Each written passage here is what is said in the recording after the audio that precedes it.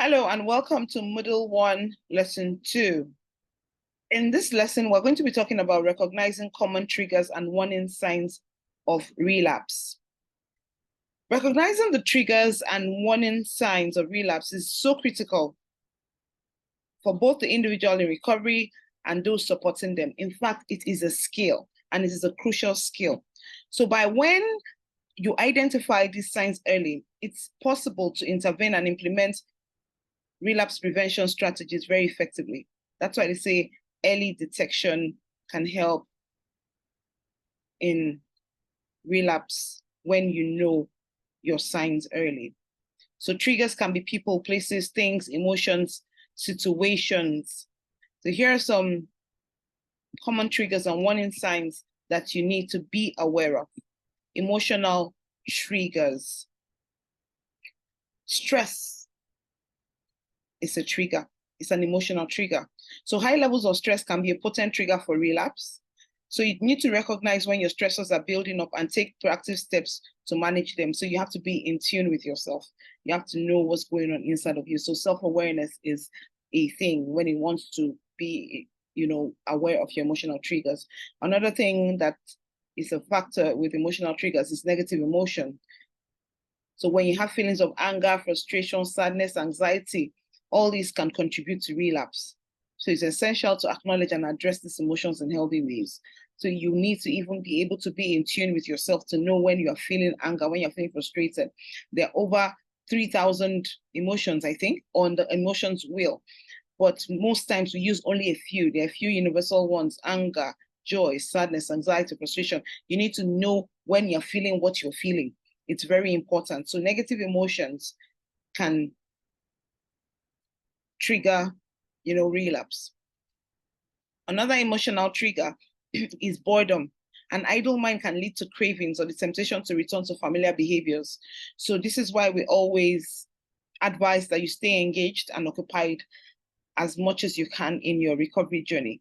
One of the things that I know helped me was I just changed more or less from how my life used to be very empty to always, I went to volunteer like in a church. I was always in my fellowship. My pastor was the one that led me to Christ. And then after that, I became very involved in, volunteering. I became very involved in service. So whether it's a mosque or a church or a job or a secular job, whatever it is, just get yourself engaged. It's important that you get yourself engaged and occupied. Another thing that we need to look at is environmental triggers. These can be people and places.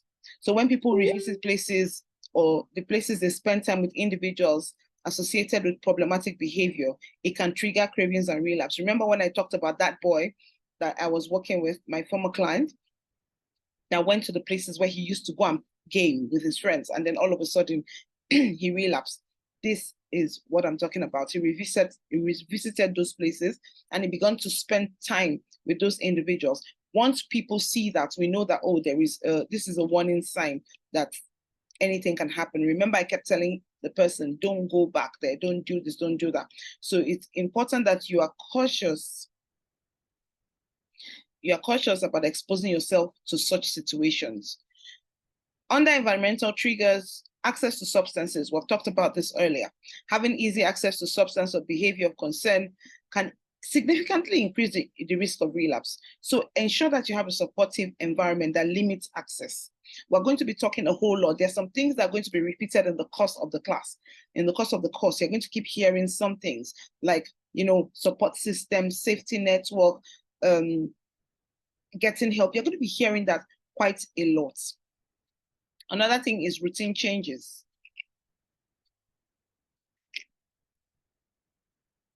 Major life changes such as moving, changing jobs, or ending a relationships can disrupt routines and stability and make it easier to relapse. Another trigger is social trigger. Peer pressure is a thing. I say this all the time. Peer pressure is so deep.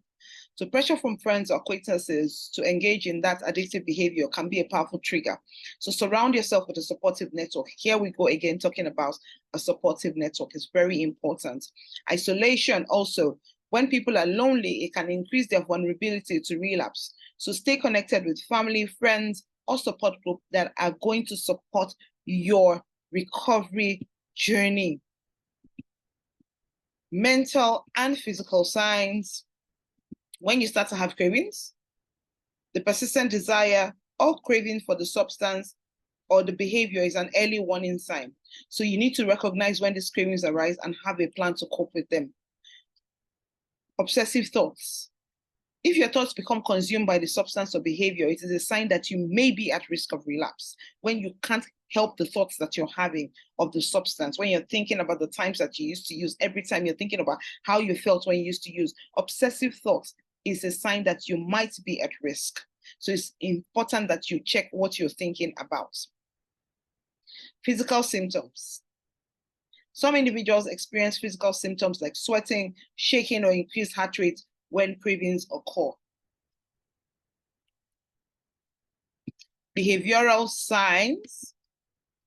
Returning to old habits. Reverting to old habits or routines associated with the problem behavior is a very strong warning sign.